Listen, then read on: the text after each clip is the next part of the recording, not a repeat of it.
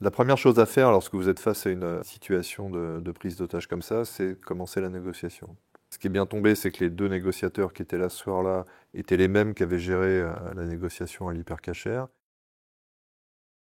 Donc j'avais une pleine confiance en eux et ça c'est extrêmement important parce que c'est un rôle qui est vraiment crucial à ce stade-là parce que tant que la négociation est en cours, il n'y a pas d'assaut, quoi. Donc la négociation commence. En fait, il y aura 5 échanges téléphoniques entre les négociateurs et les terroristes dans les deux sens, entrant en sortant. Ça prend un peu de temps pour avoir le premier coup de téléphone parce que, en fait, les terroristes parlent à un otage qui parle à travers la porte à des collègues qui sont en tête de colonne, qui sont équipés de casques radio. Donc, on a du mal à se comprendre. Ils finissent par hurler un numéro de téléphone qu'on communique aux négociateurs qui ensuite appellent. Donc, ça prend quelques minutes.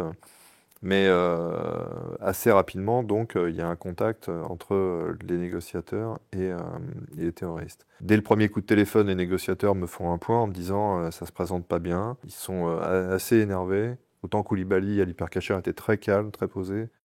Là, ils sont très énervés, très instables. Ils refusent catégoriquement de laisser sortir une partie des otages. Il y a quand même une femme enceinte, mais ils veulent lâcher personne.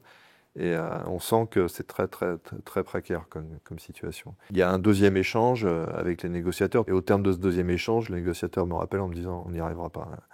Ils vont pas se rendre, ça c'est sûr, parce qu'ils ont tué énormément de monde. Et ils lâcheront pas les otages comme ça. Et ce qui est inquiétant par ailleurs, c'est que visiblement à plusieurs reprises, ils demandent si les médias, notamment les chaînes d'infos continues, sont sur place. La crainte qu'on a à un moment, c'est de se dire, bon, ce que veulent les terroristes dans des crises comme celle-ci, c'est marquer l'opinion mondiale, en fait. Ils veulent sidérer au-delà de Paris et même de la France, hein. Et pour ça, le mieux, c'est d'avoir des images.